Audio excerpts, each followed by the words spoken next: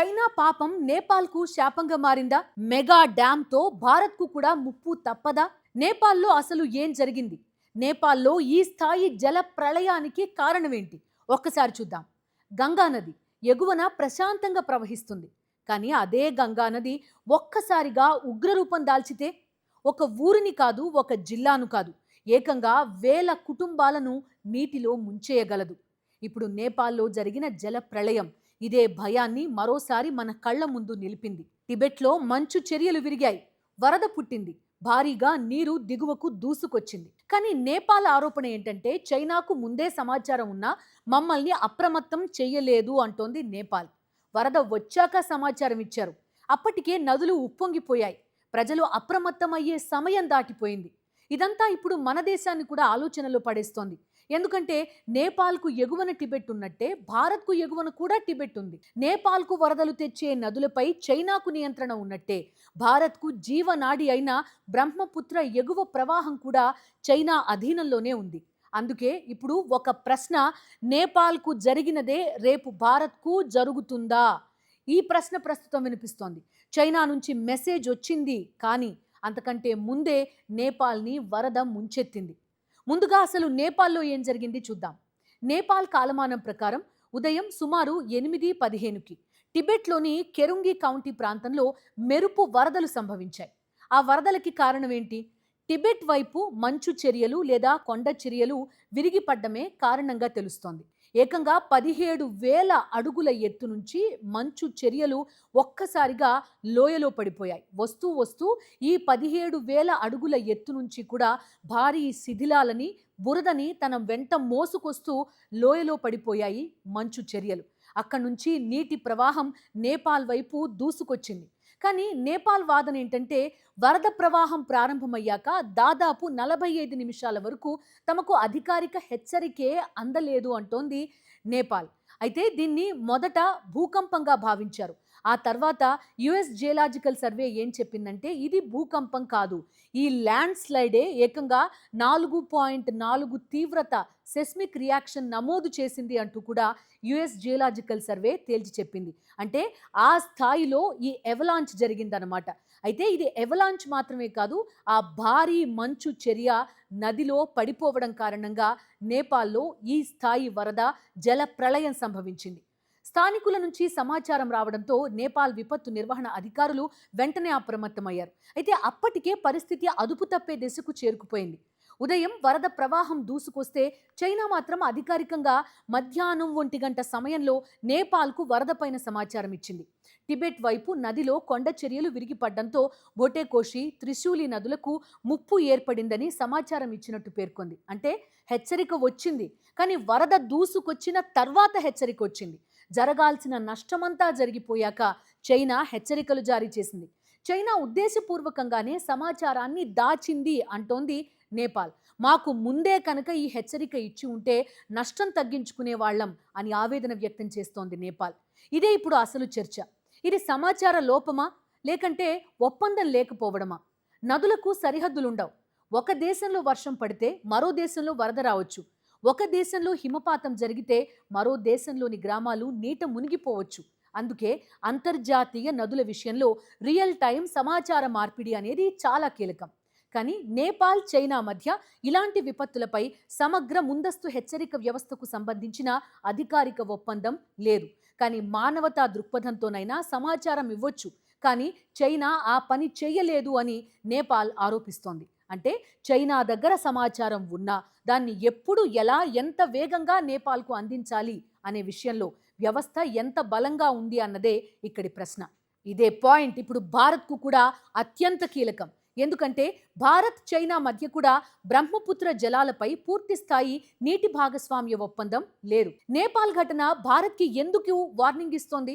ఇప్పుడు ఒక్కసారి మ్యాప్ చూద్దాం. ఎందుకు ఈ వార్నింగ్ బెల్ కనిపిస్తుంది అనేది మనకి చాలా క్లియర్ కట్గా అర్థమవుతుంది. టిబెట్లో పుట్టేది యార్లంగ్ జాంగ్పో నది. అదే అరుణాచల్ ప్రదేశ్లోకి వచ్చిన తర్వాత దీన్ని సియాంగ్ అంటారు. ఆ తర్వాత అసోంలోకి ఈ నది ప్రవహిస్తుంది. అక్కడ దీన్ని బ్రహ్మపుత్ర అని పిలుస్తారు. చివరికి ఇది బంగ్లాదేశ్లోకి ప్రవేశిస్తుంది. అంటే నది ఎగువ ప్రాంతం చైనా నియంత్రణలో ఉంటుంది, దిగువ ప్రాంతం భారత్ నియంత్రణలో ఉంటుంది. ఇదే అసలు జియో పొలిటికల్ ఇష్యూ. ఇక చైనా కడుతున్న మెగా డ్యామ్. ఈ నదిపైనే చైనా ఒక భారీ హైడ్రో పవర్ ప్రాజెక్ట్ నిర్మిస్తోంది. ఈ డ్యామ్ పేరు మెడాక్ డ్యామ్ లేదా మెడాంగ్ డ్యామ్ అంటారు. దీని అంచనా వ్యయం ఏకంగా $167 బిలియన్. దీని సామర్థ్యం 60,000 మెగావాట్లు. ఇది కనుక పూర్తయితే ప్రపంచంలోనే అతిపెద్ద హైడ్రో పవర్ ప్రాజెక్టుగా ఇది మారే అవకాశం ఉంటుంది. చైనాలో ఇప్పటికే ఉన్న త్రీ గోర్జెస్ డ్యామ్ని కూడా ఇది అధిగమిస్తుంది అని చెప్తున్నారు. ఈ ప్రాజెక్ట్ నుంచి భారీ స్థాయిలో విద్యుత్ ఉత్పత్తి చేయాలి అనేది చైనా లక్ష్యం. కానీ ఇంత పెద్ద డ్యామ్ని ఎక్కడ నిర్మిస్తున్నారు? ఇక్కడే అసలు ట్విస్ట్ ఉంది. డ్యామ్ కింద ఫాల్ట్ లైన్ ఉంది. మెడాంగ్ ప్రాంతం సాధారణమైన భూభాగం కాదు. ఇది హిమాలయాల్లో ఉన్న సెస్మిక్ జోన్లో ఉంది. ఇంకా ఆందోళన కలిగించే విషయం ఏంటో తెలుసా? చైనా ప్రభుత్వ జియోలాజికల్ సర్వేకి అనుబంధంగా ఉన్న పరిశీలకుల అధ్యయనాన్ని ఉటంకిస్తూ వచ్చిన నివేదికలు ఏం చెప్తున్నాయో తెలుసా? మెడాంగ్ ప్రాజెక్ట్ నిర్మాణ ప్రాంతం కిందే యాక్టివ్ ఫైజన్ ఫాల్ట్ ఉన్నట్టుగా గుర్తించారు. అంటే భూకంపాలకు గురయ్యే ప్రాంతం. దీని పక్కన భారీ మౌలిక నిర్మాణాలు చేపడుతున్నారు. అదే ప్రాంతంలో భారీ డ్యామ్ కూడా నిర్మిస్తున్నారు. ఒకవేళ ఇక్కడ భూకంపం సంభవిస్తే పరిస్థితి ఎలా ఉంటుంది? ఖచ్చితంగా చెప్పడం కష్టం. అందుకే కొంతమంది నిపుణులు ఈ ప్రాజెక్ట్ని వాటర్ బాంబ్ అని హెచ్చరిస్తున్నారు. అసలు ప్రమాదం డ్యామ్ కూలడమేనా? నీటి ప్రవాహంపై నియంత్రణ. చైనా ఎగువన భారీ రిజర్వాయర్ కనుక నిర్మిస్తే ఎప్పుడు నీటిని నిల్వ చేయాలి, ఎప్పుడు విడుదల చేయాలి, ఎంత మొత్తంలో విడుదల చేయాలి, ఈ అంశాలన్నీ కూడా వ్యూహాత్మకంగా మారతాయి. భారీ వర్షాలు పడిన సమయంలో ఒక్కసారిగా నీరు విడుదల చేస్తే దిగువ ప్రాంతాల్లో వరద ముప్పు పెరగొచ్చు. అదే సమయంలో పొడి కాలంలో నీటి విడుదల తగ్గిపోతే వ్యవసాయం, మత్స్య సంపద, స్థానిక జీవనంపై ఎఫెక్ట్ ఉండొచ్చు. అంటే ఒకవైపు విలయం, మరోవైపు నీటి కొరత. ఇదే అసలు భయం. కానీ బ్రహ్మపుత్ర మొత్తం నీరు చైనా చేతుల్లో ఉందా? లేదు. ఇది కూడా చాలా ముఖ్యమైన పాయింట్. బ్రహ్మపుత్ర నదికి భారత్లోకి వచ్చిన తర్వాత అనేక ఉపనదులు కలుస్తాయి. దీంతో నది నీటి పరిమాణం గణనీయంగా పెరుగుతుంది. కానీ ఎగువ ప్రవాహంపై ప్రభావం చూపే సామర్థ్యం మాత్రం ఖచ్చితంగా చైనాకే ఉంటుంది. అందుకే నీటి పరిమాణం కంటే కూడా టైమింగ్ అనేది చాలా ఇంపార్టెంట్. మరో ప్రమాదం ఏంటంటే చైనా కనుక ముందస్తుగా సమాచారం ఇవ్వకపోతే, నేపాల్లో ఇప్పుడు జరిగింది అదే కదా. అయితే ఇప్పుడు మనకి నేపాల్ ఘటన నేర్పుతున్న పాఠం ఏంటి? ఒక్కసారి ఊహించండి, టిబెట్లో భారీ వర్షం కురిసింది, లేదంటే హిమపాతం సంభవించింది, లేదు అంటే కొండ చర్యలు విరిగిపడ్డాయి అనుకుందాం. అది కూడా కాదు, ఒక పెద్ద భూకంపం సంభవించింది అనుకుందాం. ఒకవేళ రిజర్వాయర్లో నీటి పెరుగుదల అసాధారణ స్థాయికి చేరుకుంది అనుకుందాం. ఇలాంటి ఘటనలో భారత్కి కనుక ముందే సమాచారం వస్తే అరుణాచల్ ప్రదేశ్, అసోంలోని నదీ పరివాహక ప్రాంతాల్ని అప్రమత్తం చేసే అవకాశం ఉంటుంది. కానీ సమాచారం ఆలస్యమైతే నది నీరు ముందుకొస్తుంది, హెచ్చరిక వెనకొస్తుంది. ఇదే ఇప్పుడు నేపాల్లో ప్రధానమైన అంశం కదా.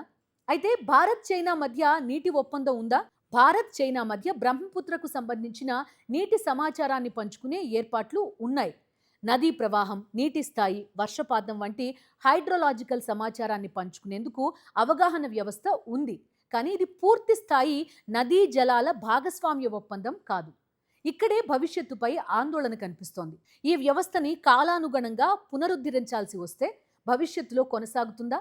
చైనా సమాచారాన్ని సమయానికి ఇస్తుందా? ఇదే ఇక్కడ కీలకమైన ప్రశ్న.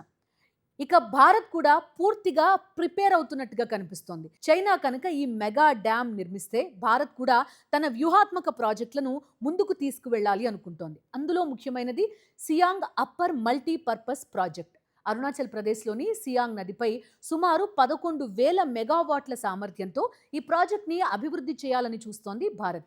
ఇది కేవలం విద్యుత్ ఉత్పత్తి కోసం మాత్రమే కాదు, ఎగువ నుంచి వచ్చే నీటి ప్రవాహంలో మార్పులను ఎదుర్కొనే వ్యూహంలో కూడా దీనికి ప్రాధాన్యత ఉంటుంది. అంటే చైనా ఎగువన 60,000 మెగావాట్ల ప్రాజెక్ట్ నిర్మిస్తుంటే భారత్ దిగువన 11,000 మెగావాట్ల ప్రాజెక్ట్ని సిద్ధం చేస్తోంది.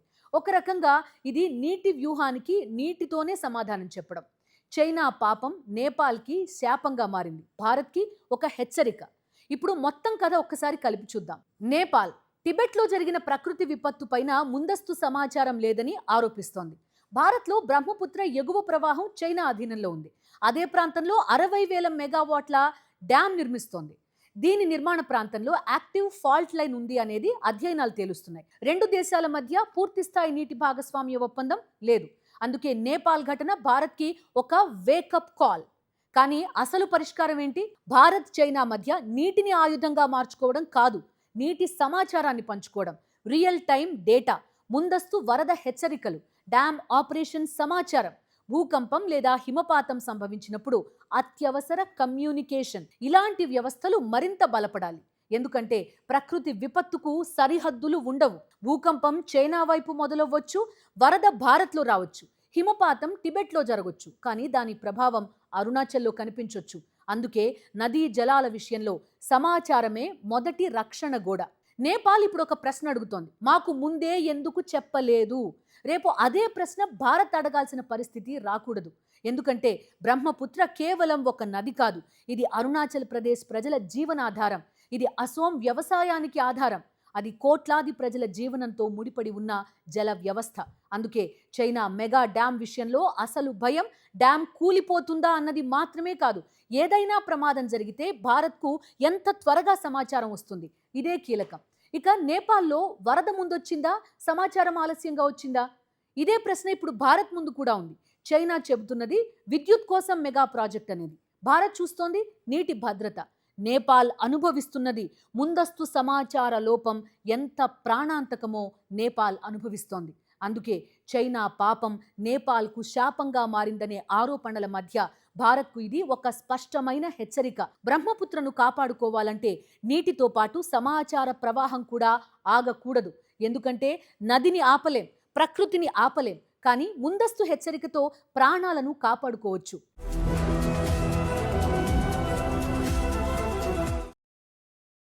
మరిన్ని అప్డేట్స్ కోసం ఛానల్ను సబ్స్క్రైబ్ చేయండి. నోటిఫికేషన్స్ కోసం బెల్ ఐకాన్ పై క్లిక్ చేయండి.